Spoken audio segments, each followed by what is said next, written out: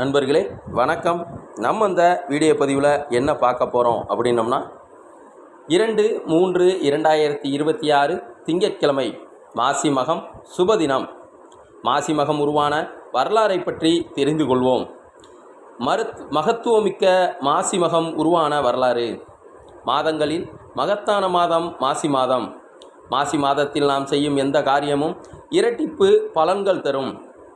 எல்லா மாதங்களிலும் மகம் நட்சத்திரம் வந்தாலும் மாசி மாதம் வரும் மகம் நட்சத்திரத்துக்கே சிறப்புக்குரியதாக திகழ்கிறது. இன்றைய தினம் விரதம் இருந்தால் மறுபிறவி கிடையாது என்று புராணங்கள் சொல்லுகின்றன.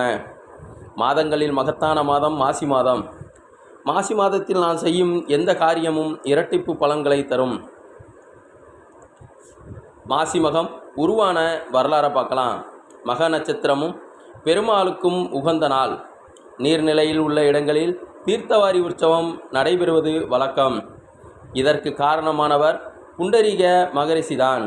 திருப்பார்கடலில் பள்ளி கொண்டுள்ள பெருமாளின் காலடியில் அன்றலர்ந்த தாமரை மலரை வைத்து வணங்க வேண்டும் என்ற ஆவலில் புண்டரீக மகரிஷி மாமல்லை கடற்கரையில் மலரை வைத்துவிட்டு பார்க்கடலுக்கு வழி ஏற்பாடு செய்ய முயற்சித்தார்.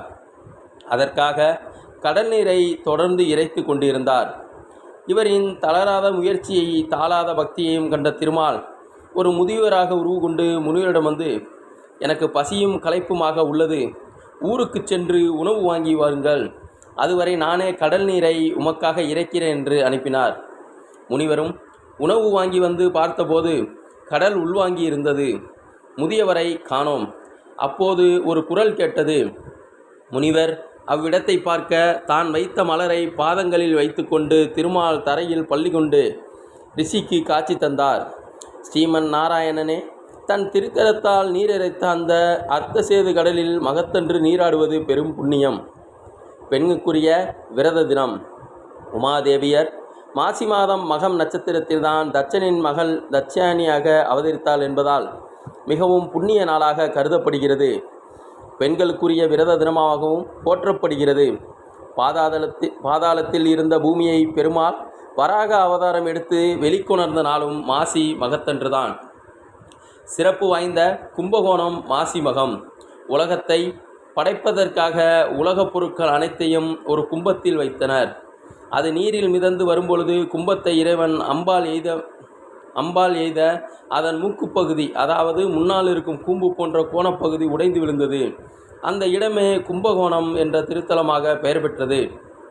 மாசி தினத்தன்று கும்பகோணத்தில் உள்ள மகாமக குளத்தில் நீராட நாட்டின் பல பாகங்களில் இருந்தும் மக்கள் கும்பகோணத்திற்கு வருகிறார்கள். காசியில் பிறந்தோர் பாவம் கும்பகோணத்தில் போகும், கும்பகோணத்தில் பிறந்தோர் பாவம் மகாமக குளத்தில் நீராடினால் போகும் என்று புராணங்கள் கூறுகின்றன. மாசிமக தினத்தன்று 14 லோகத்தில் வசிப்பவர்களும் இத்திருக்குளத்தில் நீராட வருவதாகவும், கங்கை, யமுனை, சரஸ்வதி, நர்மதை, சிந்து, காவேரி, கோதாவரி, சராயு, பெருணை ஆகிய நதிகளும் கன்னிகளாக இங்கு வந்து இத்திருக்குளத்தில் நீராடி தங்கள் பாவங்களை போக்கிக் கொள்கிறது என்பது ஐதீகம். நண்பர்கள் இதை தெரிந்து வாழ்வில் வளம் பெற வேண்டுகிறேன். நன்றி, வணக்கம். வாழ்க வளத்துடன்.